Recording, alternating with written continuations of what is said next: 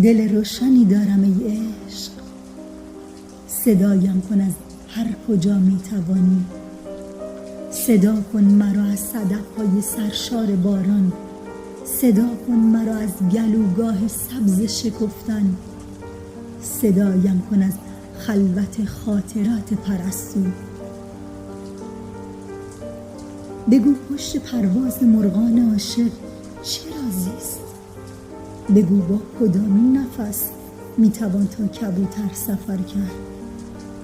بگو با کدامین افق میتوان تا شقایق خطر کرد؟